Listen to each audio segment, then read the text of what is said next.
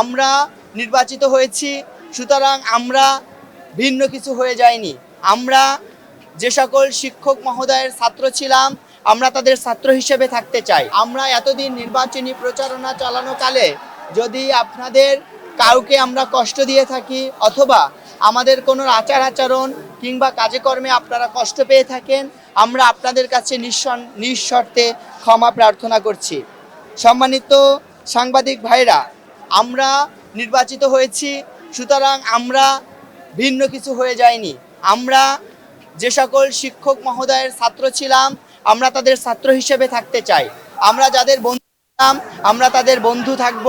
যাদের ভাই ছিলাম, তাদের ভাই থাকব। যাদের ছোট ভাই, তাদের ছোট ভাই। যাদের বড় ভাই, তাদের বড় ভাই। আমরা যেই পরিচয় ছিলাম, এই পরিচয়ে একতাবদ্ধ হয়ে আমরা সামনের দিনে পথ চলতে চাই। সম্মানিত সাংবাদিক ভাইরা, আপনাদের মাধ্যমে আমরা জগন্নাথ বিশ্ববিদ্যালয়ের সকল শিক্ষার্থী ভাই বোনদেরকে জানাতে চাই, আমরা বিজয় হয়েছি, তার মানে আমরা ভুলের ঊর্ধ্বে নয়।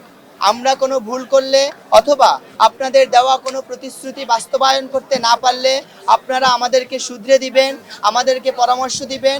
আমরা আপনাদের পরামর্শের আলোকে আমাদের কাজগুলো বাস্তবায়ন করব ইনশাল্লাহ।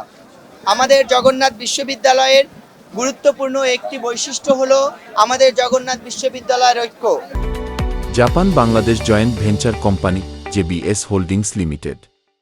জগন্নাথ বিশ্ববিদ্যালয়ে এই ঐক্যকে অটুট রেখে সকল রাজনৈতিক দল, সকল শিক্ষার্থী প্রতিনিধি সহ নির্বাচনে অংশগ্রহণকারী সকল প্রার্থীদেরকে একসাথে নিয়ে আমরা আমাদের সামনের দিনের কাজগুলো পরিচালনা করতে চাই। এক্ষেত্রে আমরা নির্বাচনে অংশগ্রহণকারী এবং ভোট প্রদানকারী সকল শিক্ষার্থী ভাই বোনদের সহযোগিতা কামনা করছি। আমাদের এই নির্বাচনের আমাদের স্লোগান ছিল সংগ্রামে সম্ভাবনা, একসাথে পথে চলা। আমরা অতীত সংগ্রামে আপনাদের সবাইকে নিয়ে যেভাবে একসাথে পথে চলেছি, ভবিষ্যতে আমাদের সম্ভাবনাময় দিনগুলোতে আমরা একসাথে পথ চলতে চাই এবং আপনাদের সকলের সহযোগিতা কামনা করছি।